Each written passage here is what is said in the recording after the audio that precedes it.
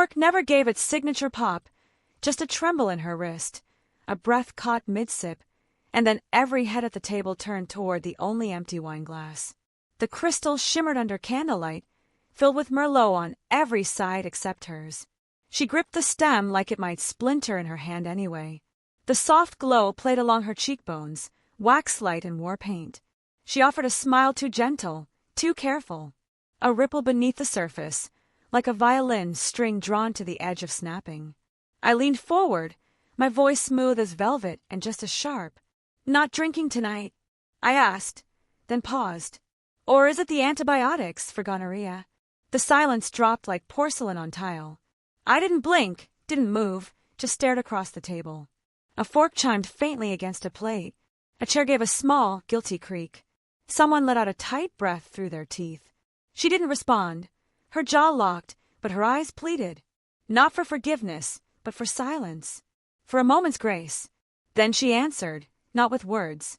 Her expression crumbled like ash in rain. And before the heat of shame could rise to her skin, before the air could thicken with the weight of what she'd done, our daughter, cleared her throat. 17 years old, calm as stone. "I already knew," she said. The tension snapped. All eyes turned to her. But her gaze was on me, steady, dry, deliberate. There was no heartbreak in it. "I've been waiting for this," she added. And then came the real wound. Because she's not the only one hiding something. She reached into her jacket, pulled out a folded paper, soft from being opened and smoothed too many times. She slid it across the table. DNA test results. Not for her, for me. I wasn't her father. The cruise photos had looked idyllic. Ocean stretching out like a painting, wind tugging her hair, sunlight on her shoulders. She'd sent them while I stayed behind. Some emergency at work, she said. But even in those photos, there was something off. A shadow behind her smile. I found the truth by accident. A ping on her phone. A calendar entry. A prescription she didn't hide well enough. And just like that, wine wasn't the only thing missing from the night. I used to draw her while she slept, closed eyes, lips slightly parted. I told myself that was what love looked like. But I wasn't sketching serenity. I was sketching silence. Years of it. Our daughter. I thought she had her mother's eyes, her mother's fire, her mother's stubborn dignity. Now, I searched her face for any trace of me. I found none. She had always held me at a certain distance. I'd mistaken it for adolescent space. But it wasn't that. It was caution. Distrust.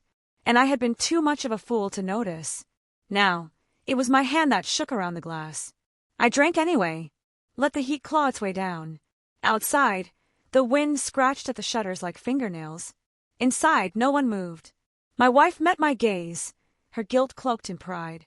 Her betrayal wasn't clumsy or impulsive. It had been exact. Quiet. Years in the making. This wasn't just infidelity. It was a rewrite of our entire life. But my daughter's revelation, hers had weight. It bent the room. It rewrote me. She had carried it like a stone in her chest, waiting for the exact moment when both of us would break. "Why didn't you tell me?" I asked, voice low. She didn't blink. Because I didn't know which lie to believe. Then she turned to her mother. "And I wanted to see you both fall." I thought of her 8th birthday. The drawing she made, stick figures, a crooked house, a heart floating above us. I had folded it into my wallet and carried it for years. Now I couldn't remember if I'd even been in that drawing.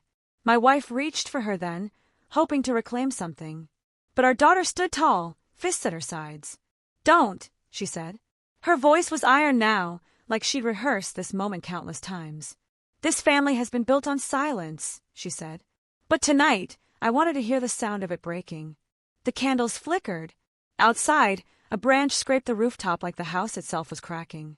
My pulse slowed. Everything was falling apart. But in that instant, I didn't feel anger. Or sorrow. Just a strange calm, like truth collapsing under its own weight. She cried. Not for me, but for herself. Her mascara ran. Her lips quivered. She looked like a stranger caught halfway between guilt and grief. Our daughter pushed her chair back and rose. As she passed me, she paused and looked down. "You're still the man who raised me," she said, her tone softer. "But you're not the man I need." She walked away. The door clicked shut. I didn't get up. Neither did her mother.